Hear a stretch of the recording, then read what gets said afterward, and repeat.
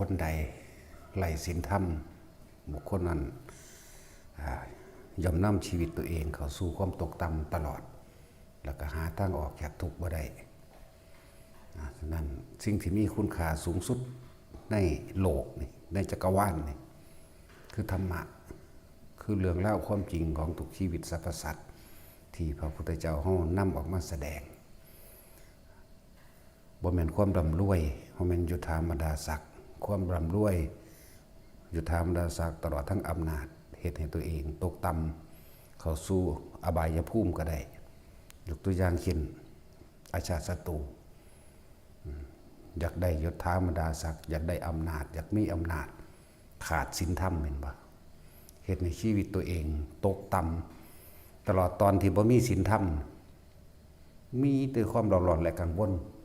มีแต่อยากได้อำนาจอยากเป็นพระราชาแทนพ่อจนฆ่าพ่อเจ้าของเองเห็นบ่ล่ะนั่นแล้วแม้นสิสำนึกได้เมื่อภายหลังแม้นสิสำนึกได้ในภายหลังแต่ว่าความตกต่ำในอนันตริกรรมอันนั้นเป็นผลสำเร็จแล้วที่มีชีวิตอยู่ได้เพราะสุขสบายแน่ก็อาศัยฟังธรรมพระพุทธเจ้าก็อาศัยเข้าหาพระพุทธเจ้าคบนักปราชญ์บัณฑิตบ่ล่ะจังพ่ออยู่ได้จังเริ่มงดศึกสงครามเริ่มงดเข็นขาเริ่มงดนั่นนี่จนว่ากลับเข้ามาหันมาบำรุงพุทธศาสนาจนสิ้นชีวิตสุดท้ายแต่ว่าตายแล้วก็ไปนรกมันบ่มันไม่ธรรมดาเด้จึงบอกว่าบุคคลใดไร้ศีลธรรมชีวิตของบุคคลผู้นั้นย่อมตกต่ำหาทางออกจากทุกข์ไม่ได้สิหาทางออกจากทุกข์บ่ได้เลยได้คนพวกนี้นั่นแหละ จึงบอกว่าแต่ละคนเด้อผู้ใดที่เป็นพ่อเป็นแม่อยากนำสิ่งที่ประเสริฐสูงสุดให้กับลูกก็ต้องแนะนำธรรมะเอาธรรมะนั่นแหละวิธีใดก็ช่างหลอกล่อมากุศโลบายมาเห็นบ่ล่ะนั่นแหละคือสิ่งที่ประเสริฐสูงสุดแล้วเหมือนกันกับพระศาสดาของพุทธเจ้าเฮาลูกเพิ่นไปขอทรัพย์สมบัติแม่นบ่แม่เพิ่นบอกนั่นคือพ่อเจ้า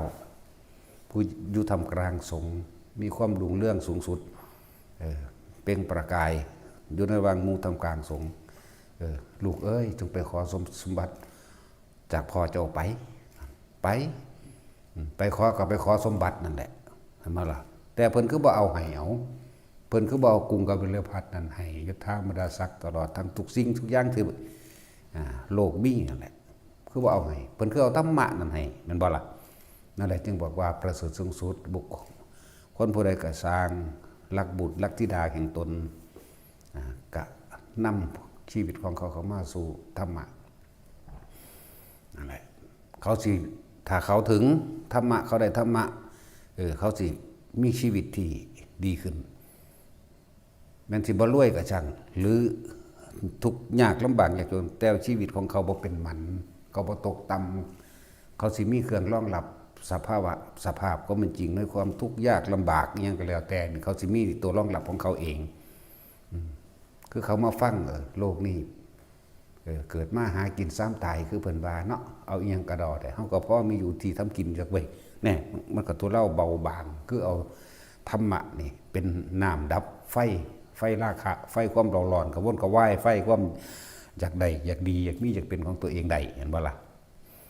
นั่นแหละจังว่าบุคคลใดถ้าเป็นพ่อเป็นแม่ก็เอาธรรมะนั่นแหละเป็นเครื่องเป็นอริยทรัพย์เป็นสมบัติให้แก่เขาเพราะเขาสิใช้ชีวิตนี่ตลอดไปจนถึงที่สุดคือพระนิพพานได้เริ่มต้นจากมีธรรมะแม่นบ่ล่ะเขาจังสิหาทางออกนั่นแหละถ้าฮักลูกไผก็ดีพ่อแม่ปู่ย่าตายายใดก็ดีฮักลูกฮักหลานทำเท่านั้นเป็นของประเสริฐนอกนั้นก็แค่ว่าหาอยู่หากินไปแค่ซ้ำตายส่วนสมบัติทั้งหลายที่ว่านั้นบุคคลที่บ่มีคุณธรรมยิ่งรวยยิ่งมีอำนาจยิ่งทำชั่วซ่าและเลวทรามใส่ตนเองเด้มันบ่ไปใส่เด้มันใส่ตนเองนี่เด้เหมือนราชาศัตรูนั่นแหละเห็นบ่ล่ะเหมือนเทวทัตนั่นแหละขนาดรวยในระดับนั้นแล้วก็เป็นในตระกูลกษัตริย์เหมือนกัน ก็ยังบ่พอเห็นบ่อยากได้ยิ่งขึ้นไปอีกจนมาทำลายพระพุทธเจ้าเข้าใจว่าพระพุทธเจ้าเป็นผู้ขัดขวางนะหลายแบบเพราะว่าเขาถึงทำนั่นแหละจังว่า แล้วลูกผู้ใดบุคคลที่มีความกตัญญูนี่ประเสริฐอะไรบ้างนี่ลูกถ้าอยากตอบแทนบุญคุณพ่อแม่อันเป็นผู้มีคุณสูงสุดในชีวิตของเขาเองก็ต้องเอาธรรมะนั่นแหละเป็นเครื่องตอบแทนบุญคุณพ่อแม่ถ้าพ่อแม่ยังน้อยๆเพิ่นก็มีจุดเริ่มต้นแม้นสิบ่ถึงพระรัตนตรัยอันสูงสุดก็ช่างคือบ่อาจสามารถละเลิกเสื้อผีสางนางไม้เทวดาอินพรหมย่อมนาคยังก็แล้วแต่ว่าเวลาสิตายมาจริงๆไม่แน่อยากว่านี่อาจสิลึกนึกถึงสิ่งที่ลูกพามาก็ได้พามาอย่างพามาฟังธรรมอย่างน้อยก็คิดถึงหลวงพ่อองค์นั้นหลวงปู่องค์นั้นหลวงตาองค์นั้นพระสงฆ์องค์นั้นมันสิตายจริงๆแล้วมันสิจิตมันจะแล่นหาเด้นั่นบ่ล่ะอันนี้คือยังบ่แน่แต่ว่าที่แน่ๆคือเขาละคลายความเชื่อจากสิ่งศักดิ์สิทธิ์เขาคลายออกจากจากสิ่งศักดิ์สิทธิ์เลิกเชื่อว่ามีสิ่งศักดิ์สิทธิ์โดนบันดาลเลิกเชื่อเลิกงามยามดีเลิกเชื่อเบิดเหลือแต่เฉพาะถือเอาพระพุทธเจ้าคือคำสั่งสอนของพระพุทธเจ้าเป็นเครื่องน้อมนำชีวิตถึงแม้นว่าจะไม่บรรลุโสดาสกิทาคากระชางพ้นจากอบายภูมิเข้าใจบ่นี่นั่นแหละจังว่าพ้นเด้เทวดาหลายๆบางจำพวกเป็นพวกมักกินเหล้าหอมเป็นพวกลักยกเป็นพวกปนกี้ขาก็มีเด้เป็นพวกที่นิสัยบ่ดีนั่นแหละหลอกลวงก็มีแต่บ่เคยเสือเลิกงามยามดีบ่เคยเสือตะกี้เขาถือพระพรหมเป็นใหญ่เขาก็บ่ได้สนใจเรื่องพระพรหมเรื่องสิ่งศักดิ์สิทธิ์เขาบ่ได้เสือทั้งหลายแล้วนั่นเทพเจ้าทั้งหลายเขาบ่เสือจากบ่ล่ะนั่นแล้วบัดสุดท้ายนี่คือพวกอันเยเกกิพุทธังสรณังคตาเสนี่แหละนาเตคมิตสันติอปายภูมิงปหามะหายะมานุสังเทหังเทวะกยังปุปาริปุเรศสันตตินี่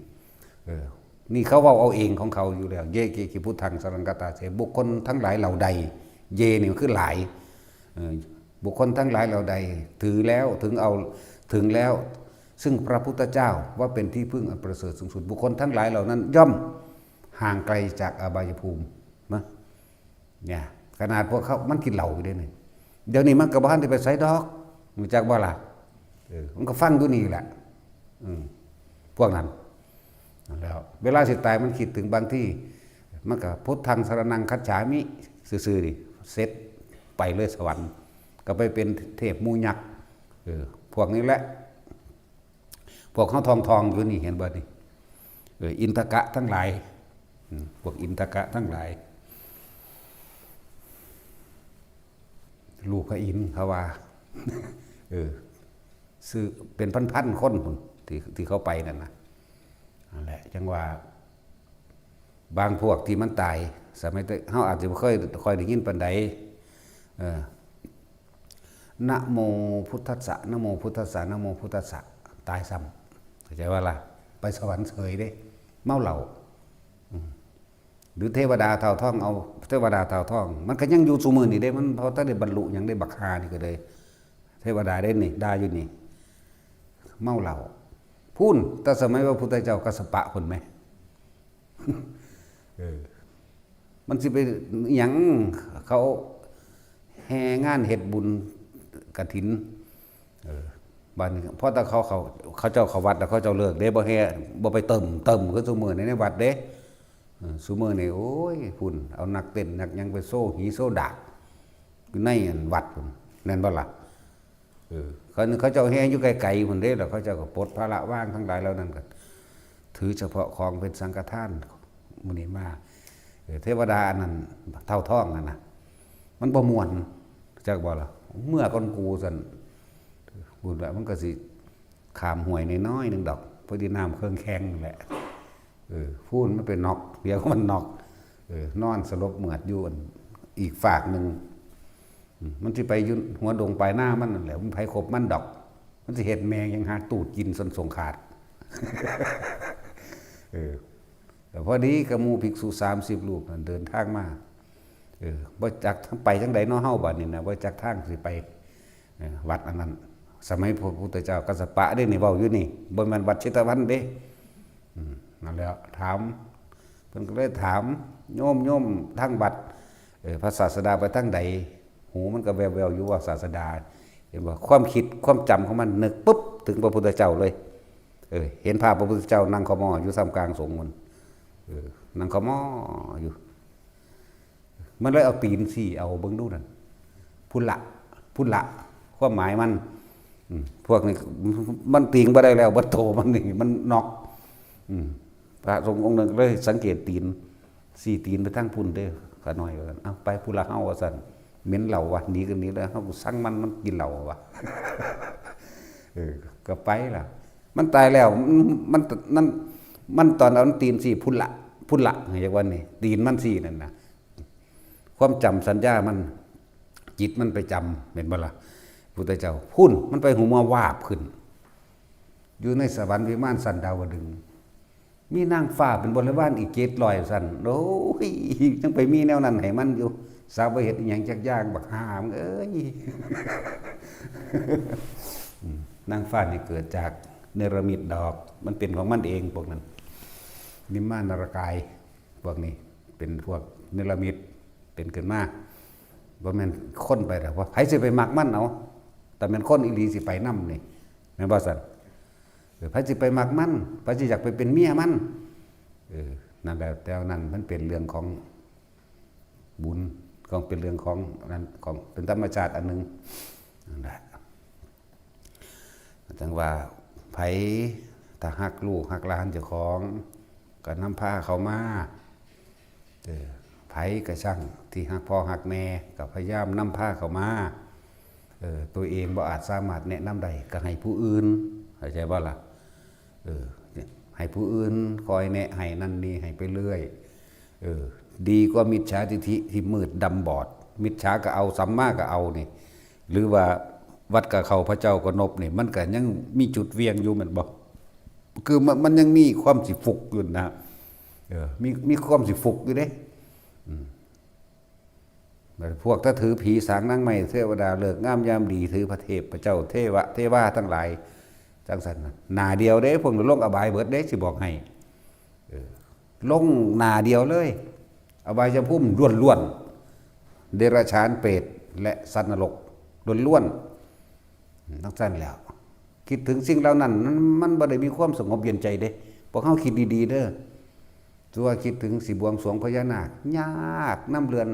แล่นหาใบตองแล่นหาดอกไม้ของหอมแล่นหาลูกแก้วแล่นหานั่นแล่นหานี่แม่นบ่ยากเด้นั่นแต่ก็ยากน้ำพิธีโอ้ยพอคู่ว่าทูบ99ดอกอันนั้นอันนี้เท่านั้นเงินบูชาคู่เท่านั้นเท่านี้แต่งส่งแต่งสุดยากบ่แน่แล้วนึกถึงพระพุทธเจ้าหลับตาลงมันก็เห็นโดดเด่นล่ะเนาะแม่นบ่ว่าหลับตามื่นตาอยู่มันก็เห็นได้คือกันนะแต่เราเห็นทั้งที่หลับตาเด้สั้นแล้วนั่นสงบเย็นใจอยู่เป็นมันสงบอยู่ว่าล่ะอันพวกสะเดาะเคราะห์ไปบวงสรวงผีตามศาลเจ้าปู่ตาเพื่อให้เขาเสกสรรดลบันดาลแม่นบ่ล่ะยากน้ำดอกไม้ถูกเทียนของหอมพิธีเอาขันนั่นเอาขันนี่โอ้ยบ่ถึกนั่นแนวนี้ใส่สุดนั่นใส่สุดนี่สารพัดเนาะทั้งสั้นแหละบัดนี้พวกเฮาไปแนะนำพ่อแม่ที่มานั่นอย่างน้อยๆเขาก็วัดกับเขาพระเจ้าก็นบเว้าเรื่องผีกูก็เว้านำคือกันโอ้ยอีหลีเด้หาข้อเด้โอ้ยพระสันปู่ตามันศักดิ์สิทธิ์เห็นบ่ลูกข่อยป่วยไข้ไปบอกไปกล่าวแล้วเศร้าโลดว่าเด้บาดมันเศร้าบาดมันตายเลยเรื่องคือบ่ว่าซั่นเนาะบาดมันตายเลยคันว่าผีเฮ็ดอยู่นี่มันแปลกประหลาดเด้อุ้ยผีปู่ตามันหันเฮ็ดมันตัวผีหักคอมันไปข้ามห้องเหนียงเขามันไปขวางทางบันไดขึ้นเฮือนเขาแน่บัดแนวนี้คันกระหูอยู่ก็สิไปถือแม่ก็เผาแม่งทิ่มก็บ่เป็นบ่ภาษามันบ่มีเนาะแล้วแท็กซี่นี่ นั่นแหละนั่งว่าพ่อแม่ไผที่ยังมีความเชื่อเรื่องสิ่งศักดิ์สิทธิ์เทวนิยมเลิกงามยามดียังก็แล้วแต่เข้าวัดมั่งบ่เข้าวัดมั่งวัดก็เข้าพระเจ้าก็นกผีก็เอาพระเจ้านาคก็ถือบ่แน่ฟุกพวกนี้ อาจฟุกได้แต่ว่าบุคคลใดที่ขึ้นสว่านำพ่อแม่เขาอธิบายเหตุผลต่างๆให้เข้าใจดีแล้วเลิกละล้างออกจากความเชื่อทั้งหลายแล้วนั้นเลิกงามย่ำดีดูหมอดูดวงพี่เจ้าสารหอเจ้าปูตาอย่างที่เข้าใจว่าเขาโดนบันดาลเลิกออกบัดเลยนั่นคือมีพระรัตนไปดีพึงนั่นแหละเป็นก้าวแรกแล้วก็มิตรสิก้าวเข้าสู่ความประเสริฐความเจริญอย่างเดียวเข้าสู่ทางธรรมไปอย่างเดียวอย่างเดียวเขายังมีสิทธิ์ที่จะถึงพระนิพพานได้แม่นบ่ล่ะนั่นแหละคือเป็นต้นแรกก้าวแรกได้แล้วดีบ่แน่เด้ได้โซดาสิกะอนาคาฮอดอรหันต์พุ่นเด้แต่เฮาแนะนำนั่นแหละจังไว้ผู้ใดมีพ่อมีแม่อยู่ก็นำความรู้อันนี้ไปสั่งสอนไปแสดงให้ฟังหมู่พระเน้นเฮาก็ดีฝึกให้ฝึกการทรงฌานเจริญฌานจะลืมเด้อผู้ใดได้แล้วก็สร้างเลยสิ่งนี้บ่หายตราบใดที่มีการเวียนว่ายตายเกิดมรรคะหมายถึงหนทางสิทธิหมายถึงความสำเร็จประโยชน์ฌานมรรคสิจันจะรักษาตกน้ำบ่ไหลตกไฟบ่ไหม้ที่ผู้เฒ่าเขาเจ้าเว้าตะกี้เห็นบ่ล่ะเมื่อเจอเหตุการณ์ที่เฮ็ดให้จวนตัวฌานที่เคยมีมาแล้วสิกลับขึ้นมาปกป้องเฮาเองความนึกความไวของจิตมันไวจักบ่ล่ะบางทีแค่คือเคยเว้าเรื่อยๆอยู่ดอกเวลารถส้นกันจวนตัวแล้วจิตยังบ่ได้สูดลมหายใจเข้าลึกแล้วกันไว้นั่นแหละฌานเพ่งจิตเป็นหนึ่งไม่จักบ่ปึ๊บเข้ามาโลดถ้าคนบ่ฝึกมันคิดถึงบางนี้บ่ได้เด้มันสิวีดวาดโวดวาดวุ่นวายฟูมไฟเห็นบ่แล้วถือว่าผู้ใดอยากเห็นการหยุดคิดได้สูดลมใจลึกๆแล้วกันไว้อย่าคิดเหลือบตาเบิ่งปลายจมูกเรากั้นไว้ใจสิขาดจังหายใจออกจังหายใจเข้าหายใจว่าล่ะนั่นแหละนี่ก็เป็นอีกวิธีหนึ่งนี่วิธีนี้ก็ได้มาจากหลวงปู่เทศรังสีจากบ่ล่ะจับรับมั่งกั้นลมหายใจมั่งถ้ามึงอยากเห็นความว่างมึงกั้นลมหายใจเด้อก็เฮ็ดเบิ่งแต่ว่ามันกั้นบ่ได้ตลอดที่มันสิตายนั่นแหละเป็นเก็ดเป็นวิธีที่เพิ่นสอนเฮาก็เอาไปทดสอบทดลองเบิ่งบัดนี้เฮ็ดแล้วเฮาสิหยุดคิดได้ทั้งที่หายใจนี่แหละนี่ก็จังอีกวิธีนึงสอนเอาสิ่งทั้งหลายแล้วนั้นปกป้องคุ้มครองพ่อแม่เจ้าของได้ตลอดคือเฮาทดแทนได้ซ้ำนั้นเขาเจ้าบ่รับเองแม่นบ่คือเฮาเอาท่องให้เขาเจ้าบ่เอาเองแหมเนาะเห็นว่าแท็กซี่เขาเจ้าบ่เอาเองก็สร้างแล้วเฮาเอาให้ดอกก็ขึ้นซะว่านั่นแหละได้ตอบแทนอยู่ บ่แน่เด้ฝึกไปเรื่อยบ่ได้ว่ามากมายนะเริ่มจาก1อาทิตย์ก็ได้สำหรับพูดถึงว่าคนสิป่วยอยู่แล้วจากปานนี้เฮาไปเยี่ยมพ่อเยี่ยมแม่คนป่วยปู่ย่าตายายญาติก็ตามแนะนำเลยแนะนำแบบนี้เปิดธรรมะให้ฟังพร้อมแนะนำการจะทรงฌานหรือจับลมหายใจให้เป็นพร้อมอยู่ไปคนมันสิตายแต่คนมันเบิดที่พึ่งหมายถึงหมอก็สุดวิธีสุดปัญญาของหมอแล้วแม่นบ่ล่ะเบิดทุกวิธีกรรมที่ซอยยื้อยังชีวิตแล้วกระแสเสียงธรรมที่ฟังไปใน6-7 มื้อนั่นนี่เอาสั้นๆเอาระยะสั้นเลยได้นี่ใน6-7 มื้อมาปุ๊บพอสิตายสุดท้ายแล้ว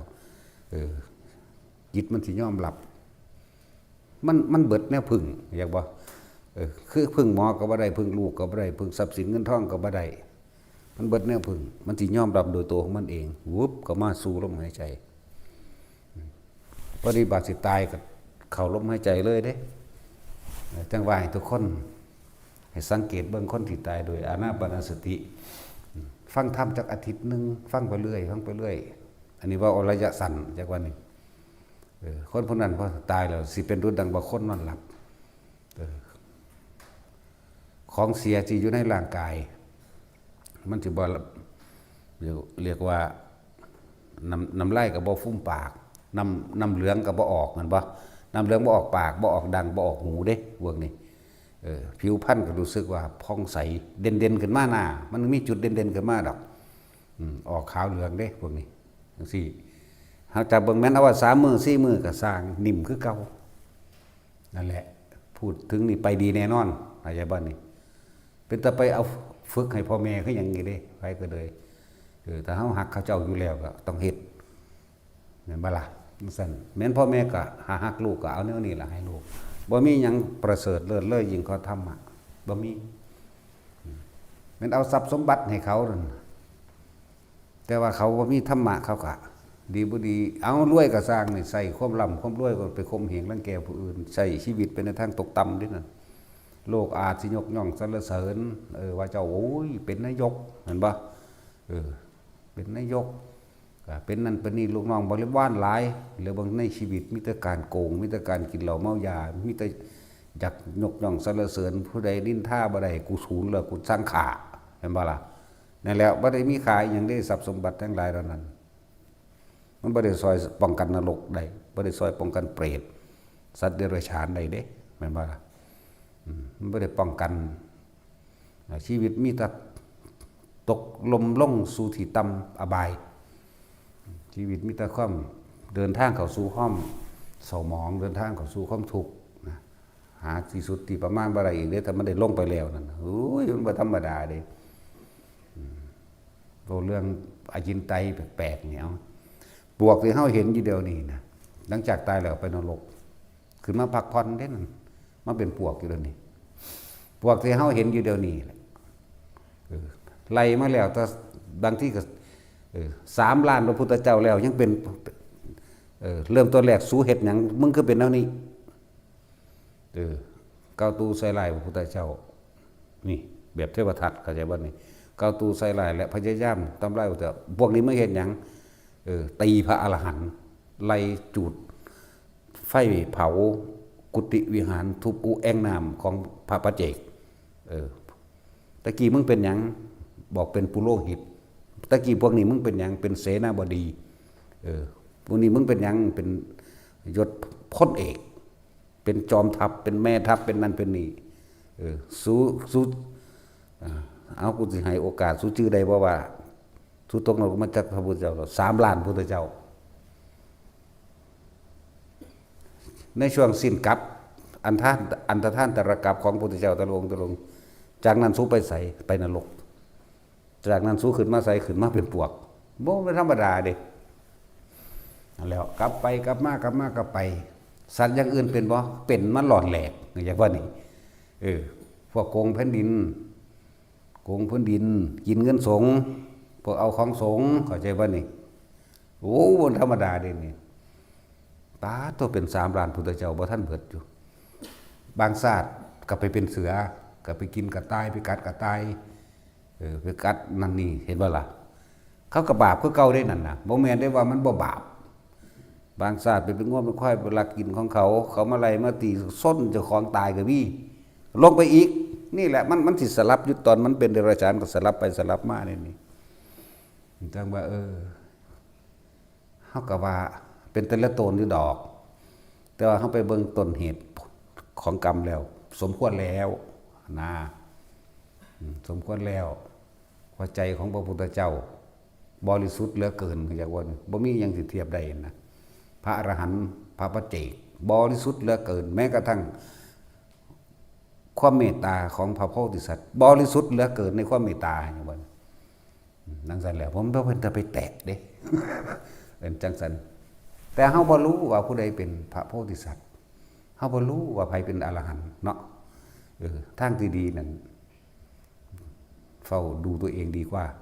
บ่ต้องไปใส่ไล่ก้าวตู้บ่ต้องไปจับผิดบ่ต้องไปไล่ไผดอกคนทั้งหลายแล้วนี่บ่ได้เห็นผู้ใดเดือดร้อนเสียชีวิตและทรัพย์สินเด้แม่นบ่ล่ะนี่แต่ซอยโลกช่วยเหลือด้วยความเมตตาช่วยเหลือด้วยความมีความปรารถนาเดียวแค่สำเร็จสัพพัญญุตญาณเท่านั้นนึงเด้พระโพธิสัตว์ก็เลยเพื่อสิลื้อขนเอาหมู่สัตว์ทั้งหลายไปนิพพานเท่านั้นนึงเด้แนวอื่นมันบ่มีแฝงกับมาปนเด้นะ แต่เขาบ่รู้บางที่ก็เป็นโพธิสัตว์ก็เป็นหมามั่งเป็นกามั่งเป็นห่านมั่งเป็นนกขุมมั่งแม่นบ่ล่ะเป็นสร้างเป็นเสือเป็นแมวเป็นอีเห็นเป็นกระต่ายเป็นนกพิราบนกอีจูนกแขกเต่านกเขาเป็นสารพัดเป็นปลาปลาดุกปลาฉลามประเภทปลานี่ใหญ่สุดแค่ปลาฉลามแต่ว่าที่เป็นสัตว์น้อยสุดก็คือนกกระจิบน้อยสุดแล้วนกกระจาบเลี้ยงมารดาเห็นบ่หาอยู่หากินมันบ่ได้กินแล้วไปพอดีไปหยิบไปกุมเอาแมงหรือนอนอยู่ในดอกบัวมันคำพอดีดอกบัวมันหุบไว้คิดหอดตาแม่คิดหอดตาพ่อตาแม่พ่อแม่เลี้ยงพ่อเลี้ยงแม่จังซี่แล้วต้นตื่นเช้าฟ้าวบินไปหาพ่อแม่ก่อนแม่ก็ว่าโอ้ยลูกพายุใส่มาแม่ใจสิขาดแล้วพวกนั้นเพิ่นก็ว่าไปเห็นบ่ล่ะก็เลยบอกเรื่องเล่าให้ฟังโอ้ยเมื่อนั้นหาอาหารก็ยากเลยได้ออกไปหากินไก่ไปเจอดอกบัวอยู่หม้องนึงพอดีไปกุมกิกเอาหนอนนี่ได้หันมาแต่ว่าหนีออกมาบ่ทันดอกบัวมันหุบไว้ก่อนว่าซั่นแม่ก็ว่าลูกเอ้ยบ่เป็นหยังดอกให้ลูกมีชีวิตอยู่ต่อแม่ก็พอใจแล้วได้กินหรือบ่ได้กินก็บ่แม่นดอกความหมายนี่เว้าเรื่องนกกระจิบเขานกอีหยังซุมื้อนี้อันตีดอันลงกินข้าวอันลงกินข้าวหน้าปังก้นดีๆเป็นกลุ่มมันน่ะแม่นบ่เขานกกระจิบอยู่บ่นกกระจาบบ่บ่อยากว่านกเขมรวะ พวกคาแมนี่มันเนี่ยพวกเหี้ยตาเดียวจังซั่นพวกสัตว์นี่ละคุณพวกนี้มันธรรมดาเด้นี่ละคุณดีเด้นั่นน่ะต้นกำเนิดมาจากเหี้ยเว้ยเหี้ยก็เหี้ยตาบอดตาแหมมันธรรมดาเด้อันนี้เว้าเรื่องจริงพร้อมเด้ระลึกเบิ่งเด้อผู้ใดมีแย่นก็เลยผู้ใดมีแย่นผู้ใดมีย่านก็ระลึกเบิ่งเอาแม่นหรือบ่แม่นก็ดีเนี่ยจังว่าพวกเฮาถ้าบ่มีธรรมแล้วมีแต่คนใส่ชีวิตด้วยความประมาทไม่แสวงหาไม่นำพาตัวเองเข้าสู่ธรรมะบ่แสวงหาธรรมบ่แสวงหาศีลใส่ชีวิตอย่างประมาทได้ถ้าบ่มีธรรมเห็นบ่ล่ะคิดว่าบาปบ่มีบุญบ่มีดอกนรกสวรรค์บ่มีดอกนั่นแหละเอิ้นว่าใส่ชีวิตคิดก็ประมาทพูดก็ประมาทการกระทำก็ยิ่งประมาทเข้าไปอีกเพราะมันเป็นสำเร็จทั้งกรรมกายวาจาจิตสำเร็จร่วมกันเป็นหนึ่งแล้วบอกว่าผู้ใดพ่อแม่ยังมีชีวิตอยู่พยายามไปฝึกหัดให้ฝึกหัดตัวเองบอกว่าได้เอาผู้อื่นเขาสิฟังผู้อื่นนั่นแหละหลายแบบหลายอย่างคือบอกเรื่องหลวงปู่มันแม่เพิ่นแม่แก้วนั่นแหละแม่บ่บุเพิ่นบ่ฟังได้หลวงปู่มันสอนเพิ่นก็ขอให้อาจารย์มันสอนต้องหลวงปู่เสาสอนแต่หลวงปู่เสาว่าภาวนาบ่เจ้าข้าพุทโธจะบ่เจ้าข้าเลยถ้าลูกมาเอาทางอันปัญญาให้นี่อย่ามาเว้าภาษาลูก ก็ต้องให้ผู้อื่นสอนเด้เรื่องสั้นเด้อนี่ให้เนยะให้ขอคิดลูกบางคนก็สอนพ่อแม่ว่าได้เขาก็ให้ผู้อื่นสอนเอาแนะให้เข้าใจว่าล่ะแต่ว่าบางคนก็สอนได้หังบ่เฮ็ดนำปานใดคือเฮานั่นแหละไม่ใช่นั่งอันนั้นมึนแต่ก็เฮ็ดนำอยู่ดอกทางเถียงกับวากนี่แหล้วกากใส่ก็ง้อยไปทางไม้นั่นแหละฟังอยู่แล้วก็เฮ็ดของเราอยู่ดอกจังว่าผู้ใดพ่อแม่ยังมีชีวิตอยู่อย่าปล่อยโอกาสไปพุทธเจ้าเกิดขึ้นได้ยากคนแสดงธรรมของพุทธเจ้าก็ยากคนปฏิบัติธรรมตามพุทธเจ้าก็ยากคนกตัญญูก็เกิดขึ้นได้ยากเขาว่ากตัญญูบ่แม่นแค่ว่าเลี้ยงดูแบบใส่ของภายนอกนะบ่แม่นอันนี้คือเฮาใส่ของภายในหมายถึงธรรมแล้วผู้ใดนำพ่อแม่ออกจากความเห็นผิดออกจากความเชื่อผิดได้ผู้นั้นก็เหมือนกับว่าเปิดการเกิดใหม่ให้พ่อแม่ได้เลยเด้นะเอิ้นว่าเกิดใหม่เลยเด้นั่นนะ บ่ได้เกี่ยวกันได้กับอันเฒ่าๆ100 ปีก็สร้างเนาะคือเฮาอันนี้เกิดโดยอริยชาติเห็นบ่เกิดโดยอริยชาตินี่เป็นหนทางของพระอริยะอายะมัชฌิมาชาติโอบ่แม่นคนละศัพท์ บ่แม่นอายะมัชฌิมาชาติแม่นอยู่ อายะมัชฌิมาชาตินัตถิธานิปุณัพพโวติหมายถึงความพระพุทธเจ้าเพิ่นอันนั้นดอกชาตินี้จักเป็นชาติสุดท้ายของเราบัดนี้ไม่มีภพอีกนะพูดถึงพระองคุริมานอหิงสกะอันเพิ่นเบาตั้งแต่อาตมาเกิดโดยอริยชาตินะที่จะจงใจทำร้ายชีวิตสัตว์เลยเป็นไม่มีขอความสุขสวัสดีจงมีแก่เจ้าตลอดทั้งลูกในครรภ์ของเจ้าเถิดนะลืมแล้วเด้นี่ว่าจังได๋ล่ะฟังได้สักทีมึงชื่อได้บ่โอ้ยน่ะพวกบ่มีสมองบันทึกหยังก็สิศูนย์กันล้วน โอ้ยแบบบ่มีสมอง กูถามยังก็ตอบบ่ได้จังหัน นั่นแหละ หาลังคนก็เอาไปเฮ็ดออกลูกงัวก็ง่ายเด้แต่สิพูดถึงว่าสัจจะทิฏฐานนี่ใส่ได้ตลอดกลับเข้าใจบ่แม้กระทั่ง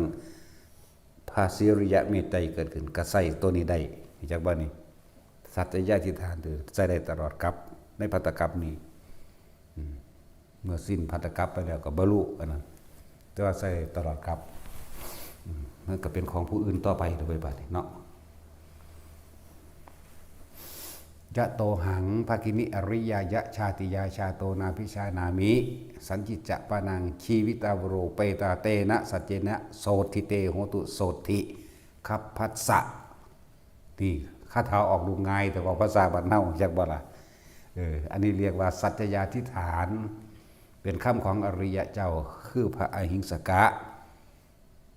องคุลิมานนั่นแหละผู้ใดอันออกลูกยากก็ทองเอาหรือเป่าใส่น้ำมนต์นี่ก็ว่าไปนั่นแหละตั้งแต่น้ำล้างตังที่เพิ่นนั่งใส่สัจจยาธิฐานเขาเอาน้ำล้างตังไปเทใส่มังหันมังดีไว้เอาไปสาดใส่หัวง่วงหัวควายก็ออกลูกง่ายเด้แม่นบ่ล่ะโอ้ยแม่นบ่ล่ะสันจะถามไผ หมูก็ออกได้คือกันแล้วเอาไปโลดเด้อ อันนี้เป็นความจริงแล้วก็สัจจยาธิฐานในพระคาถานี้สามารถใช้ได้ตลอดแม้กับของพระศรีอริยเมตไตรบ่แม่นกับมันใช้ในศาสนาของพระศรีอริยเมตไตรก็ได้นี่เป็นคำรับรองของพระพุทธเจ้าในคำที่เป็นสัจจยาธิฐานของอหิงสกะนี้จักใช้ได้ตลอดกับแม้ศาสนาแห่งพระ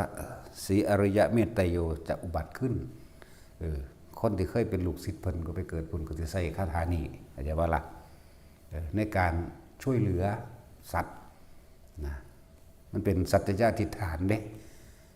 เป็นความหวังดีนั่นแหละ ตั้งแต่อาตมาบวชเข้ามาในศาสนานี้ที่แปลมันเข้าใจง่ายๆเนาะอันนี้ตั้งแต่อาตมาบวชเข้ามาในศาสนานี้ความคิดที่จะเบียดเบียนทำร้ายบุคคลผู้ใดให้เสียชีวิตและทรัพย์สินตลอดทั้งมนุษย์คนและสัตว์ทั้งหลายเหล่านั้นเป็นไม่มีด้วยสัจจญาธิฐานแห่งอาตมานี้ขอลูกในครรภ์ของน้องหญิงตลอดทั้งน้องหญิงจงปลอดภัยด้วยเถิดพอตัดสินคำปุ๊บแว่ออกมาเลยนะเกิดมาถูกแมงยังบวกนั่นก็เลย นั่นแหละจังซี่นี่คือเฮาแปลแบบทับศัพท์เพื่อเกิดความเข้าใจแปลออกจากความรู้สึกที่ว่าเป็นแบบนั้นเฮาบ่ได้แปลเฉพาะศัพท์มันเด้บ่ได้เรียนหรอกว่าบาลีก็เลย เรียนแต่มาคดเนาะแท็กซี่นั่นแหละผู้ใดที่พ่อแม่ยังมีชีวิตอยู่ได้มั่งบ่ได้มั่งอาจฟุกอยากบอกผีก็เอาพระเจ้าก็นบนี่เอาเฮ็ดไปยังหน่อยเขาก็ได้เอาสิ่งที่ประเสริฐสูงสุดให้แล้วคือธรรมะเนาะที่เบิ่งเด้อชีวิตครอบครัวไผก็สร้างที่ผ่านมาในชีวิตนั่นน่ะที่บ่มีธรรมะที่บ่เคยได้ ที่บ่ได้แต่ก่อนบ่เคยได้เข้าวัดฟังธรรมบ่เคยได้มาฝึกหัดปฏิบัติธรรมคิดย้อนหลังเบิ่งเจ้าของเองมีแต่ความสับสนมีแต่ความวุ่นวายมีแต่ความเร่าร้อนกระวนกระวาย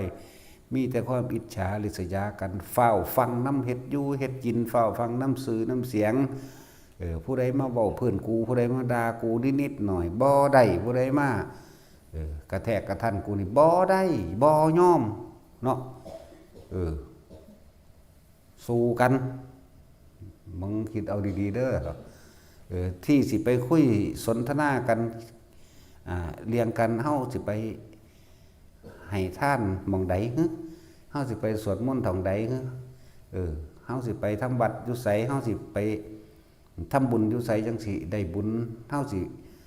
แล้วก็เว้าเรื่องโอ้ยชาติที่1ชาติที่2 3 4เว้าเรื่องธรรมะนี่โอ้อันนี้เป็นมโนมยิทธิอันนี้เป็นการทรงชาติ1 2อารมณ์แบบนี้ความรู้สึกแบบนี้มีบ่ถามเจ้าของย้อนหลังมึงครอบครัวใดก็ช่าง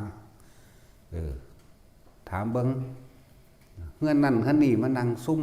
กันนั่งกินตำบักหุ่งซุ่มกันแล้วก็คุยกันเรื่องธรรมะมีบ่บ่มีบัดนี้พวกเจ้าแยกตัวออกมาได้นั่นเอาต่างกันบ่บัดนี้แต่ตายตอนนั้นคิดว่าเจ้าของสิไปไสนั่นโลกล้วนๆกันแล้วกันน่ะแต่ตายตอนนั้นเนาะตัดสินบ่มีไปก๊อกก่อนฟ้าได้กินข้าวแซ่บซกงกไปล่ะแม่นบ่ล่ะไปเป็กกับพ่อเฒ่าเพิ่น แล้วก็คุยกันเพลงได้มื้อนี้ดำนาแล้วล่ะบ่โอ้ยน้ำแห้งบะบางหันมื้อนี้เสียทั้งสัตว์จังซี่แม่นบ่ล่ะได้หยังกินตัวเอิ้นกันนะนี่มีแต่โครงไก่นะคนได้ปิ้งปลาหางคนโอ้จักสิเอาหยังไปกินล่ะกันอันนี้แหละปิ้งดูกปิ้งข้อไก่เห็นว่าจังซี่แล้วก็มกหน่อไม้ตำบักหุ่งตำบักทั่วจังซี่แล้วเอิ้นกันใส่กันเพียงได้มื้อนี้กันเขาเดียวก็มานี่มึงนี่สิเว้านึงให้ฟังอีหานั่นโอ้ยหลักหน่อไม้เก่งๆใจมันไปไกลเด้อมื้อนั้นไปโคกข่อยก็เสียสากข่อยก็เสียผงชูรสเขาเอาเน็บไปหั่นน่ะอีนั่นไปเนี่ยผ่านนี่เฮียโลดเสียโลดโดนแล้วมีแต่แนวมื้อนี้เด้เนาะก็เด้ก็เอิ้นกันไปหาไตเขียดหน้าผู้นั้นหน้าผู้นี้กบมองหันห้วยนี่แน่ใช้เบ็ดใช้ทางนี้ล่ะนี่มีแต่แนวนี้เด้เอาของอันนั้นมานำบ่ล่ะซัววิ่งเอาแงงไว้ใส่บางหันใส่ปลาเฮ็ดล้อมบางหันบางนี้เนาะใส่ตรงบางหันบางนี้เด้มีแต่เรื่องมื้อนี้ก็แล้วกันนะตามฤดูมันนั่นแหละตัวฮอดอันเริ่มต้นเป็นจังได๋กล้าพอละบ่ตกกาแล้วละบ่โอ้ยเขาว่านเอาอันนั้นอันนี้ไปน้ำท่วมบ้านบ่ได้นั่นคือน้ำแห้งโพดนี่ถ้าเอาเรื่องมื้อนี้แหละแล้วก็เว้าเรื่องเป็นได้จ้างรถเขาไปว่าโอ้ยเล่นโตคือหยังนี่ตัวมันมีแล้วเนาะแต่สั่งตะกี้นั่นนะแต่ตอนมันบ่มีรถนั่นน่ะมันมายืมขาดเฮาไถเฮาควายเฮาไปไถซอยมันเดี๋ยวนี้มีรถแล้วมันเบิ่งดอกแล้วบัดนี้ มีแต่เดมื้อนี้แม่นบ่ตามฤดูมันนั่นแหละวันนี้ก็จ้างกันลกกามัดละ5 บาทท่อแขนนี่ก็ว่าเด้ อีหานั่นเอ้ยเฮ็ดจังได๋สั่นมันบ่มีก็ได้เอามันนั่นแหละเด้เนาะ บ่มีอยู่ซั่นจ้างกันลกกาดำหน้าแต่เพชรเป็นมัดนั่นเอามันก็เต็มที่อยู่แล้วแต่ว่ามัดน้อยเนาะมัดละ5 บาทถอยเขียนกิ้วนี่ แต่ว่าคือบ่เอิ้นอีนั้นอุ้ยอีนั้นเฮ็ดดีไผก็จองโตมันบ่ใหญ่ห้าวขานี่เฮ็ดดีเด้ว่านี่มีแต่แนวมื้อนี้ล่ะแต่ว่าไปดำหน้าก็มีแต่ยังเว้าพื้นกันเซงสร้างควางสร้างน้ำทงหน้านั่นแหละเนาะเห็นบ่ดำหน้าไปนำอุ้ยชาญ2เป็นจังซี่มีอยู่บ่ตัดสินมีบ่ ชาญ2เป็นจังซี่เด้นี่แหละอุ้ยอาการปิติขึ้นแบบนั้นแบบนี้นะ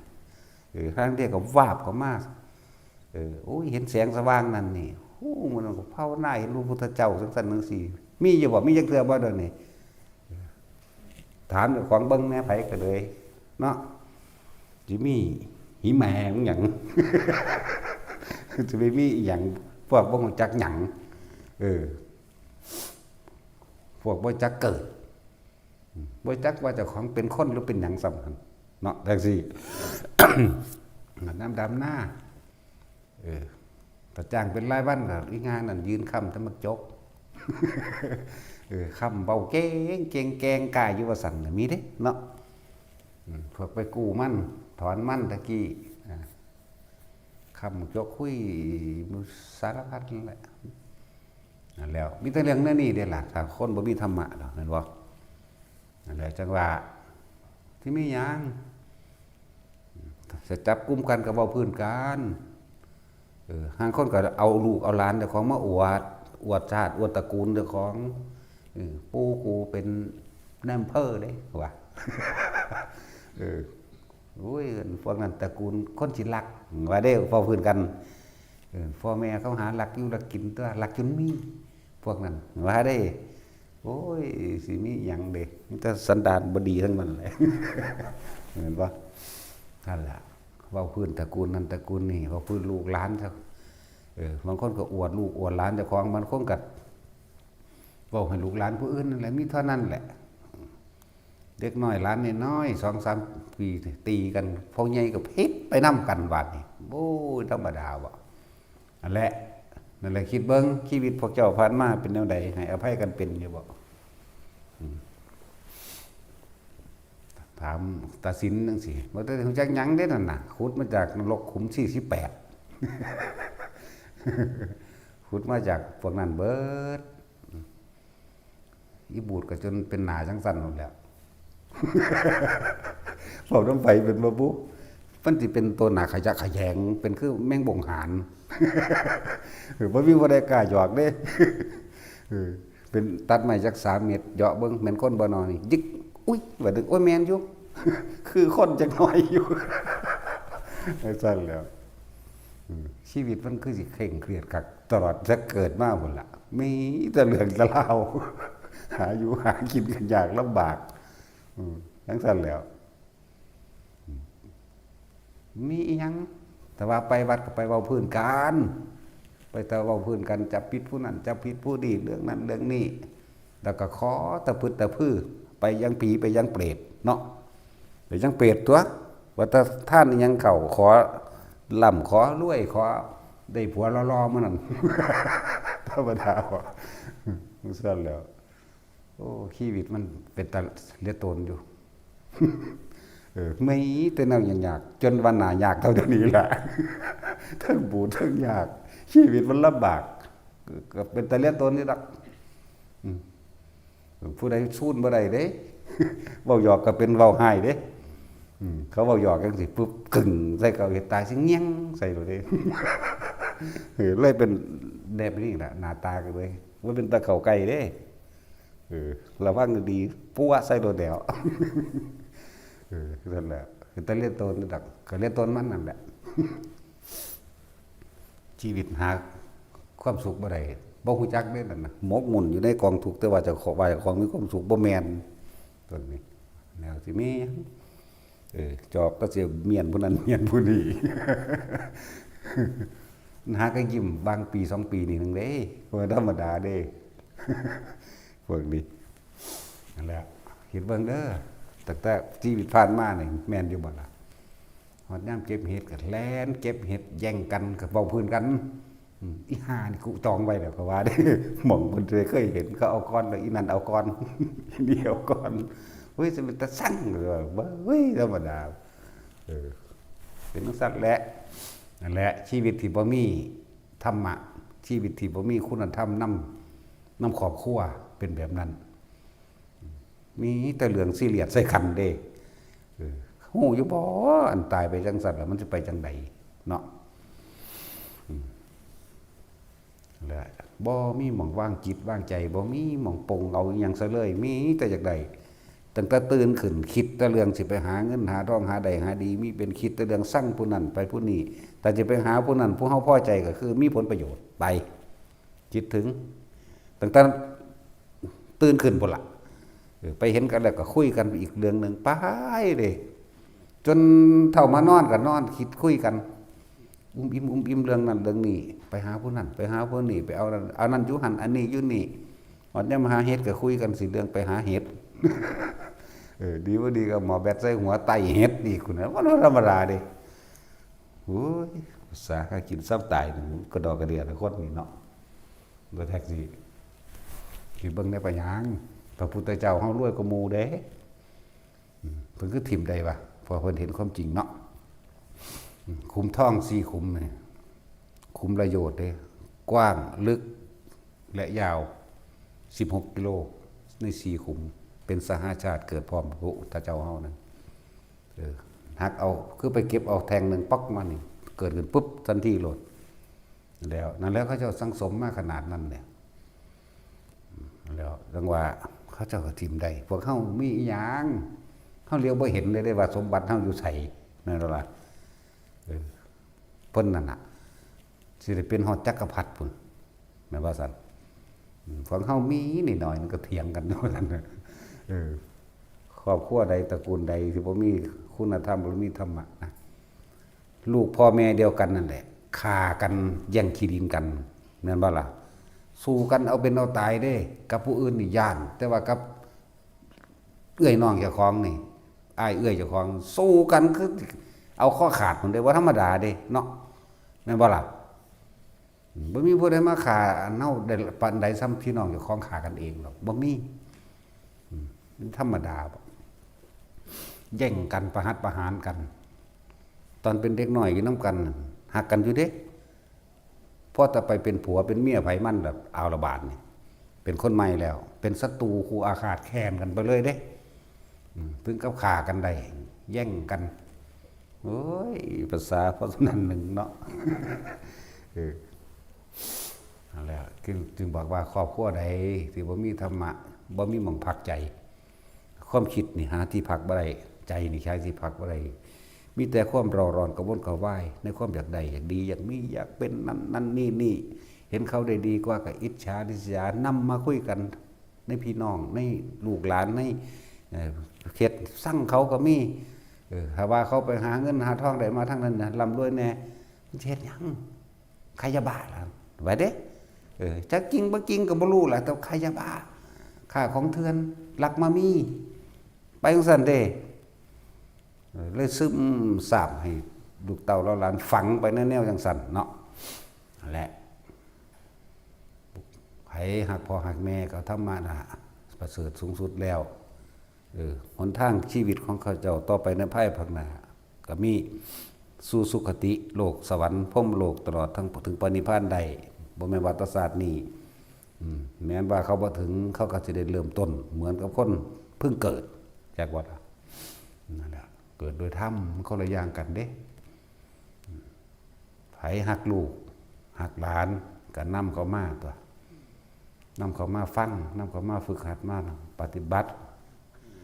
แทรกซึมไปเรื่อยคบกับคนเช่นใดอุปนิสัยสันดานก็คอยเวียงไปหาบุคคลเช่นนั้นคนมีเมตตาคนให้ทานคนยังก็ว่าไปเขาจะคอยแทรกซึมเอาเองดอกอุปนิสัยอันนั้นนั่นแหละเพิ่นตั้งหามบ่ให้คบคนพาลนั่นบ่ล่ะคบคนพาลสันดานหยาบคือเทวทัตนี่อาชาติศัตรูนั่นบ่ก็จนว่าฆ่าพ่อเจ้าของได้แม่ก็จนตอมใจไปนำมันธรรมดาเด้ แม่ก็ตอมใจนำเด้นั่นน่ะสิไปขอสถาปนาตัวเองเป็นกษัตริย์ไปขอพรกับแม่สาบแซงซ้ำต้องสั้นแล้วแม่ว่าสิบ่เคยกล่าวคำลายๆกับลูกให้ได้ยินใส่หูนี่ได้กล่าวเลยในมื้อนั้นในธรรมดาบ่มันเป็นมาแต่ในท้องพุ่นเด้พ่อแต่มาจุติในท้องแม่อยากกินเลือดพ่อนี่มันเป็นธรรมดาเด้แพ้ท้องแต่ว่าแพ้อยากกินเลือดได้กรีดเลือดให้ลูกกินจังเมียจังเศร้าแพ้ท้องไหมนั่นแล้วคนอับปีจะไล่คือมาเกิดเป็นแมงแล้วนั่นเลยกรีดเลือดพ่อได้กรีดเลือดให้เด้สั้นแล้วบัดนี้พระศรีวลีมาเกิดมีแต่แนวดีๆคนอย่างนั้นก็รู้สึกว่าดอกไม้ก็เบ่งบานเองไปหาอยู่หากินหาเงินทองอะไรก็รู้สึกว่ามีลาภเกิดขึ้นเด้ นั่นแหละคนรวยไปเกิดคนมีบุญไปเกิดหม้องใดก็ใช้สถานที่นั้นดีขึ้นนั่นล่ะแล้วมีแต่คำกล่าวใส่กันดีๆนะเว้าถึงกันดีๆแล้วจังซั่นแล้วนั่นแหละมันเป็นมาแตาพุทธล่ะถ้าเฮาบ่สั่งสมเนาะอุปนิสัยแนวนี้บ่เริ่มเดี๋ยวนี้สิเริ่มแนวใดพ่อแม่ไผยังเป็นมิจฉาทิฏฐิอยู่มิจฉาทิฏฐิอย่าลืมเด้มีชีวิตที่ตกต่ำร้ายกาจหาทางออกจากทุกข์กาจการเป็นไปแต่เกิดบ่ได้เลยเด้มิจฉาทิฏฐินี่ร้ายยิ่งกว่าอนันตริยกรรมที่ไม่ยังไม่สำนึกจากมันอนันตริยกรรมที่สำนึกแล้ว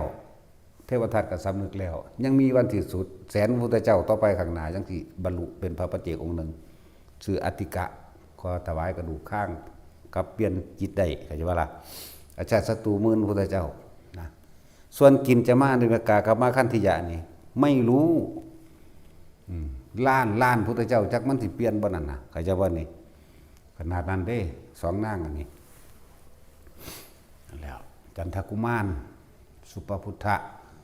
มื้อนี้จันทกุมารกับแผ่นดินสูบสุปพุทธะกับแผ่นดินสูบ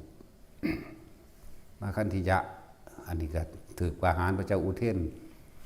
เฉือนเนื้อออกไปปิ้งไปกี้มายัดใส่ปากแล้วสูญคักหลายธรรมดาพระเจ้าอุเทนเฮ็ดอันนี้พระเจ้าอุเทนเอาเนื้อไปทอดตะกี้มีน้ำมันพืชอยู่บ่ว่ามีนะเนาะ ต้องเอาไปกี้ใส่ขี้เถ้าเนาะแล้วมาแดกใส่ปากมันอีหานี่ จั่นล่ะส่วนนั้นมาคันนั่นแผ่นดินสูบบัดนี้กินจะมาเดวิกาจั่นแหละจังว่าคนมีบุญบารมีไปเกิดหม้องใดสถานที่นั้นก็เกิดเป็นมงคลในชีวิตในครอบครัวในอย่างกันหลายอย่างนั่นแหละมีเสียงส่องสรรเสริญซึ่งกันและกันแต่คนในหันกันรู้สึกว่าถ้ามาค้าขายเนี่ยก็เกิดดีไปเบิดพระศรีวลีเพิ่นก็อยู่ในตระกูลพระพุทธเจ้านี่เด้รู้จักบ่ล่ะก็เป็นญาติในตระกูลของกรุงกบิลพัสนี่เด้บ่ได้ไปเกิดหม้องอื่นเด้พระนันทะมาเกิดเป็นบุคคลอันเป็นที่รักหรือนางรูปนันธามื้อนี้เพราะถ้าเกิดมาน่ะคนยิ้มแย้มแจ่มใสหมายถึงจุติเข้าสู่ขั้นว่ามารดาแม่เพิ่นแล้วน่ะน้องพุทธเจ้าเบิดละมื้อนี้คนพอแต่มาจุติชึดนี่คนมีผิวพรรณกับผ่องใสไปน้ำกันโดดมันแปลกประหลาดอยู่เวลาคุยกันก็เว้ากันม่วนๆไปได้ลาอีลาบ่แม่นอีหาคือเฮาเด้บ่ม่วนใส่กันนั่นแหละก็เลยเกิดออกมาเป็นคนรูปงามเด้อรูปอนันทะมื้อนี้ละศรีวลีมื้อนี้ค้าขายทั้งใดก็สร้างอยู่ในตระกูลเพิ่นเองในครอบครัวเพิ่นเองนี่ได้กำไรโลดจังซั่นแล้วแต่ว่ากระบาปกรรมอันนึงที่เฮ็ดไว้ท้องอยู่ในท้องแม่นั่นน่ะถึง7 ปีนั่นแหละ7 ปี 7 เดือน 7 มื้อบาปกรรมเพราะว่าการผิดพลาดในการไปล้อมบังเขาไว้ก็แม่เพิ่นนั่นแหละสมัยนั้นแม่เพิ่นเป็นผู้สั่งลูกให้เฮ็ดจังซี่พ่อเพิ่นแท้ๆก็พระพุทธเจ้าเฮาซุมื้อนี้แหละสมัยนั้นคนละสมัยแหละแต่ว่าอันใดก็ช่างเถอะถ้าเฮาได้สั่งสมสิ่งที่มันเป็นบุญเป็นกุศลสั่งสมธรรมะให้เข้าใจความจริงของชีวิตเพราะธรรมะคือความจริงของทุกชีวิตสรรพสัตว์กระทำกรรมใดเอาไว้ย่อมได้รับผลของกรรมนั้นๆสืบไปได้สัตว์โลกเป็นไปตามกรรมคือการกระทำของตนเองเกิดมาแล้วที่จะไม่แก่ไม่เจ็บไม่ตายไม่มีบ่มีไม่ว่าคนหรือสัตว์จะเรียกว่าศาสนาใดศาสนาหนึ่งก็ไม่ใช่มีแต่ธรรมะเท่านั้นเป็นความจริงพุทธะนี่หนทางของผู้รู้เรียกว่าศาสนาหนทางของผู้รู้ตามความเป็นจริงก็คือธรรมะบัดนี้สัตว์เดรัจฉานทำบาปก็ได้บาปเหมือนกันนึกบุญกับบุญคือกันเห็นบ่ล่ะนั่นแหละในอดีตนิทานก็มีต่างหลายเทวดาไปเป็นกบก็มีพอจำเสียงพระเพิ่นสาธยายธรรมสวดมนต์นั่นแหละตายในขณะจิตสุดท้ายที่นึกถึงสวดมนต์บอกว่าเป็นเทวดาหมาโคสกะเทพบุตรผู้ประกาศทางบุญสามคนสมมุติว่าโคศกมาจากไสภาษามาคตบาลีเบิดได้นี่โคศกก็มาจากโฆษณาผู้เป่าประกาศแม่นบ่ล่ะผ ผู้ประกาศข่าวคือหมานี่พระเจกออกมาบิณฑบาตปุ๊บนี่นะมาแล้วมันไปเอิ้นคนมาใส่บาตรบาดเพิ่นกลับไปจำพรรษาในภูเขาคันธมารหัวอกแตกตายนะจิตฮอดตายด้วยความปลื้มเหมือนจากว่านี่พุ่นก็ไปเป็นเทวดาอยู่โคสกะซะแล้วปาดุกสวดกุศลาตัวปาดุกก็เลยแล้วก็มาเป็นพระองค์หนึ่งอยู่นี่บ่แม่นอยู่นี่ได้ยุคสมัยนั้นอยู่นี่ยังบ่แล้วขี่ฝอยมันต้องไหนนั่นแหละแต่ว่าสั่งสมไปเถอะเฮาก็สิถึงใจช้าแต่ว่าเฮาก็ค่อยๆเดินทางเข้าสู่ที่สูงสุดจนถึงพระนิพพานพวกนั้นบ่ต้องไปสนใจว่าร่ำรวยหรือยากจนดอกเพราะธรรมะบ่แบ่งแยกมรรคผลนิพพานจักบ่บ่ได้แบ่งแยกมรรคผลนิพพานเด้นี่หนทางแห่งพระนิพพานนี่คนจนกับปฏิบัติถึงพระนิพพานใดคนรวยกับปฏิบัติถึงพระนิพพานใดไม่แบ่งแยกเรื่องศาสนาขอให้เป็นมนุษย์เถอะเข้าใจว่าล่ะสมบูรณ์ด้วยสติปัญญาเหมือนกันเพียงแต่ว่าบ่มาฝึกหัดบ่มาฝึกฝนตนเองเท่านั้นนั่นแหละธรรมะบ่เคยแบ่งแยกทำบาปกับลงนรกเหมือนกันศาสนาใดก็สร้างบ่ได้เกี่ยวคำว่าศาสนาแต่ว่าเว้าเรื่องศาสนาซื่อๆศาสนาใดก็สร้างทำบาปก็ไปตามโลกโลดถ้าศาสนาที่พวกถือเทวานิยมทั้งหลายมีความเชื่อว่าพระเจ้าเป็นผู้ดลบันดาลสิ่งศักดิ์สิทธิ์ดลบันดาลนั่นแหละแค่นี้ก็คิดว่าออกบ่ถ้ามันดลบันดาลได้จริงนั่นน่ะคือบ่เฮ็ดให้บ่มีสงครามเป็นหยังคือบ่ให้พระเจ้าดลบันดาลให้หายออกจากสงครามความอดอยากแห้งแล้งความมีโรคความอุทกภัยน้ำท่วมความไฟไหม้ความล่มหูของเขาหังล่มหลายบัดนี้เนาะล่มพวกเขามันเป็นล่มสลาตันเด้สื่อศัพท์ภาษามคธสมัยนั้นล่มสลาตันมันมีอยู่แล้วตะกี้ก็เลยล่มหัวกุดใหญ่ทอร์นาโดนั่นน่ะสู่มื้อทอร์นาโดนั่นน่ะพัดคนตายได้นั่นน่ะมีมาแตะเก่าพุ่นเป็นหยังคือบ่ให้พวกเขาเสกให้มันหรือดลบันดาลบ่ให้มีสงครามบ่ให้มีแผ่นดินถล่มบ่ให้มีน้ำท่วมบ่มีฟ้าผ่าบ่ให้มีโรคบ่มีความอดอยากและแห้งแล้งบ่มีคนพิการบ่มีคนหูหนวกบ่เจ็บบ่ไข้บ่ปวดบ่ป่วยเป็นหยังคือบ่มีเป็นหยังคือบ่ดลบันดาลถ้ามันมีมาล่ะนั่นแหละมันต่างกันได้บ่นี่พุทธะนี่รู้ตามความเป็นจริงได้บาดนี่ทั้งหลายนี่ล้วนแล้วถ้าเกิดขึ้นจากการกระทำของเฮาเองสัตว์โลกได้เป็นไปตามกรรมแบบนี้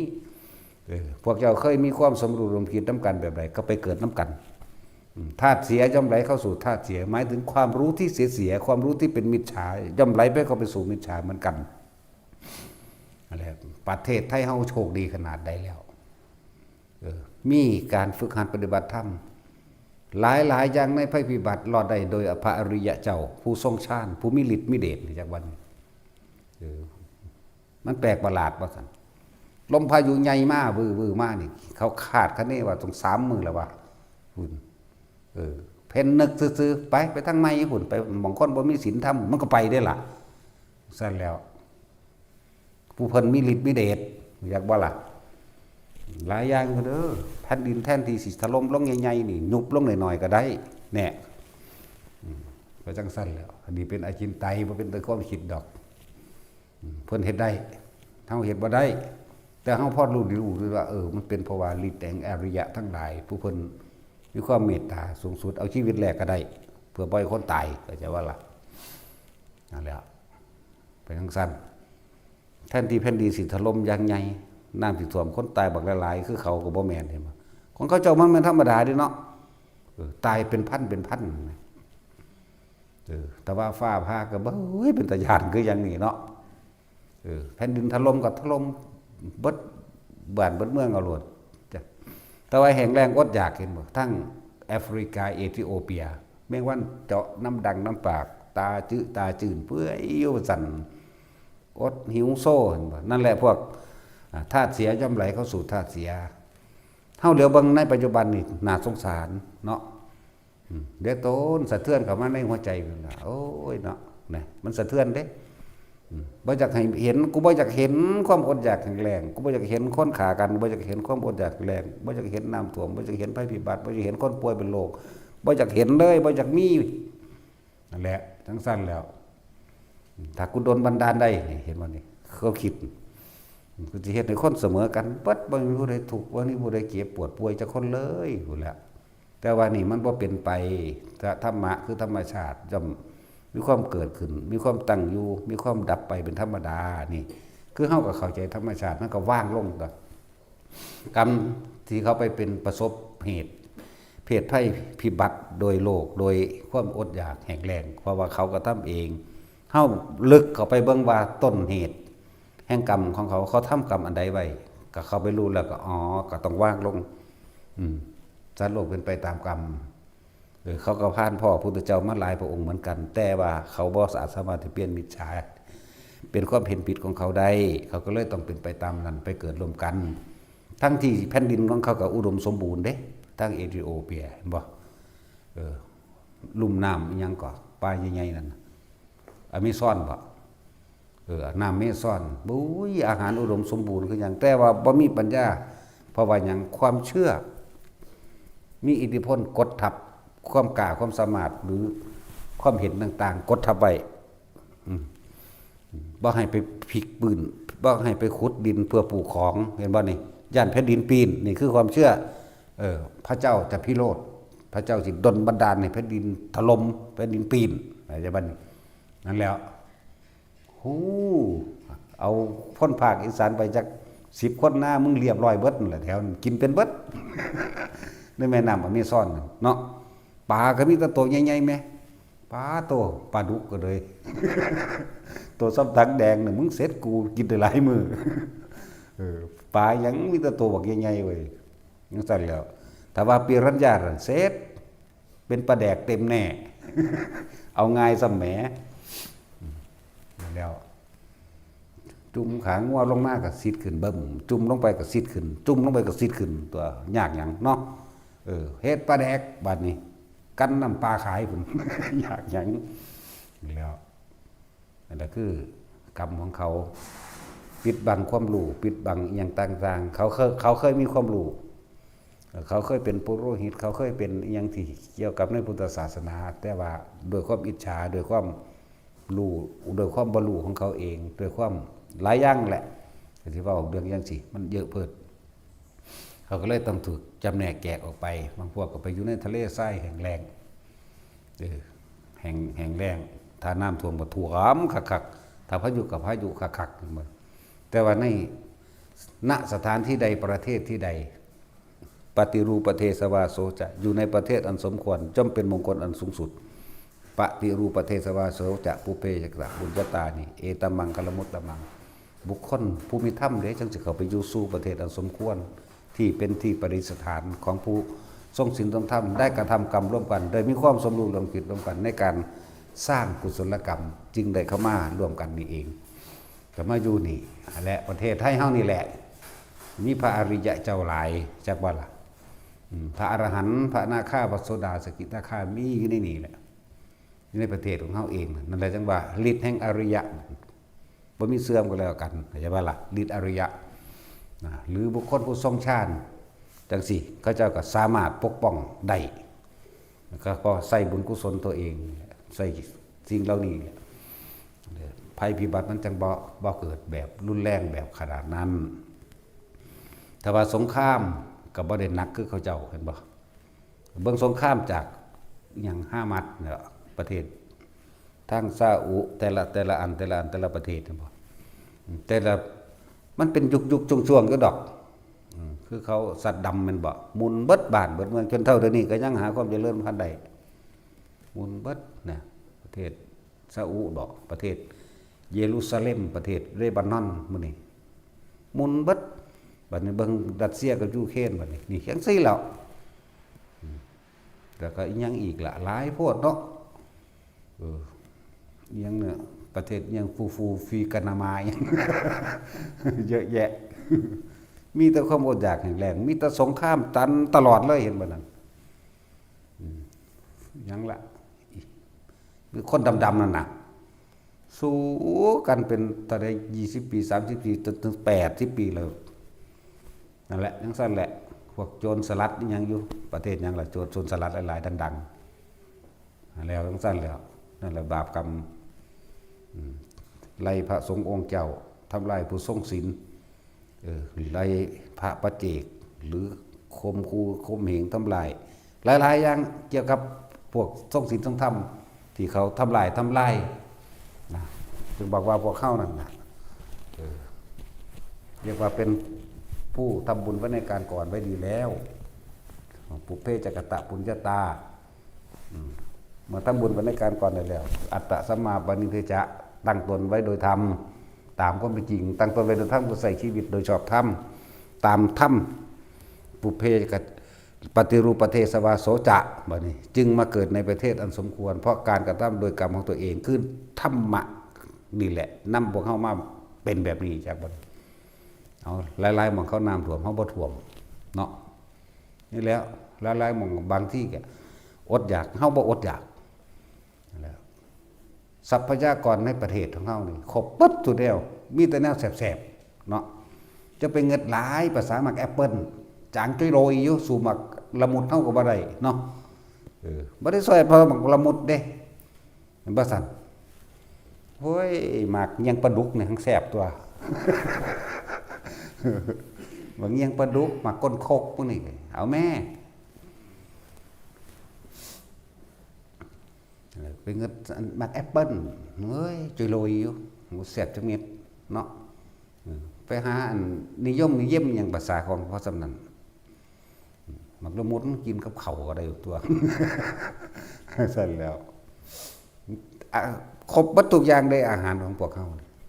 เอามักทุเรียนก็มีในประเทศไทยเขาเลยแหละประเทศอื่นมีสำใดเดี๋ยวนี้บ่ค่อยมีได้นั่นมักน้ำหนามนั่นแล้วก็มาเขียบใหญ่เดี๋ยวนี้มันปุ่นไปเจริญในประเทศจีนอีบูดบ่เห็นสมักมีนี่ไปหามาเด้อไปฟันถิ่มของกูอีหานี่ก็เลยกูเคยคิดต่ออยู่กูเลยได้ไปซื้อต้นละ100เอาโลดบักปอไปซื้อบ้านต้นละ100พุ่นโอ้ยก็มาใส่ปุ๋ยใส่ฝุ่นใหญ่ๆนี่สมักมีใหญ่พุ่นเด้